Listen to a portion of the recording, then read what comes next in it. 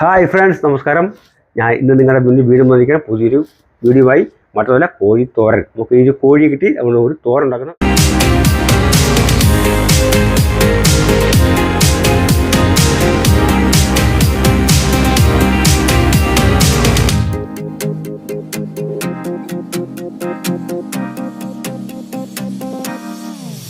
അപ്പോൾ കൂട്ടുകാർ, നമ്മുടെ ചിക്കൻ നോക്കി നല്ല കഴുകി നല്ല വൃത്തിയാക്കിയിരിക്കണം. നല്ല ഒരു മസാല നമുക്ക് ഉണ്ടാക്കാം.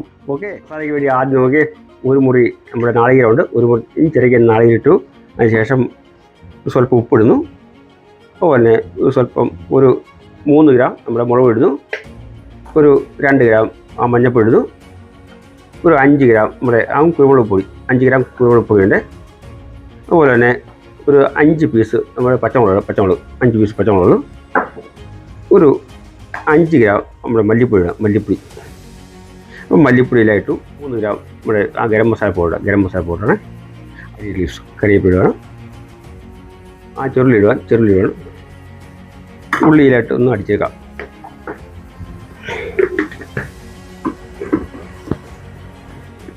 ഒന്ന് അടിച്ചെടുക്കാം. വെളുത്തുള്ളി,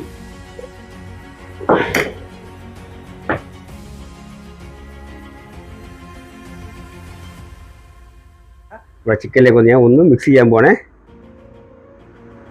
ഓക്കെ, ഫൈൻ പേസ്റ്റ് ആകരുത്.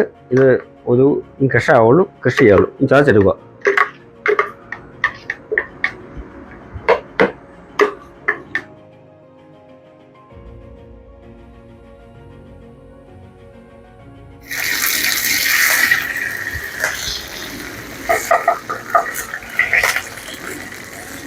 ചിക്കൻ കൊണ്ട് ഞാൻ ചേർക്കാൻ പോകാം. നോക്കി,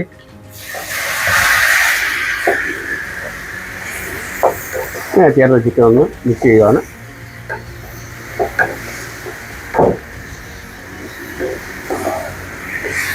വെള്ളം ഒട്ടും തന്നെ ആവശ്യമില്ല. ചിക്കനകത്ത് വെള്ളമുണ്ട്. അതുകൊണ്ട് വെള്ളം ആവശ്യമില്ല. വെള്ളം ഒട്ടും തന്നെ ഞാൻ ഒഴിക്കുന്നില്ല. അതുപോലെ ആ മിക്സ് ചെയ്ത ചിക്കൻ ഒരു 10 മിനിറ്റ് നമുക്ക് ഒരു അടപ്പിട്ട് നമുക്ക് ഒന്ന് മൂടി വയ്ക്കാം. സ്വല്പം ഉപ്പ് ചേർക്കുന്നു. ഇളക്കി കൊടുക്കാം. ഇത് സ്ലോ ഫയർ ആവുള്ള. നമ്മുടെ അധികം ഫയർ തന്നെ അടി കരിഞ്ഞു പോകും. ഇത് സ്ലോ ഫയർ ഇടുക.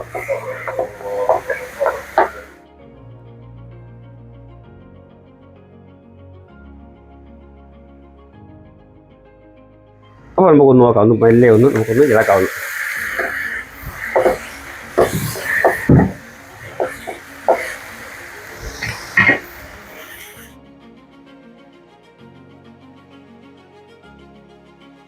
നമുക്ക് നോക്കാം. നോക്കിയാൽ നല്ല ചിക്കൻ നല്ല ഡ്രൈ ആയിട്ടിരിക്കണ്ടോ. നമുക്കൊരു കാര്യം ചെയ്യാം. ഒരു സെർവിംഗ് പ്ലേറ്റ് നമുക്ക് മാറ്റാം. ഒന്ന് സെർവ് ചെയ്ത് നോക്കാം. അപ്പോൾ കൂട്ടുകാരെ, നമ്മുടെ ചിക്കൻ തോരൻ അങ്ങനെ നല്ല സെറ്റായിരിക്കുവാണ്.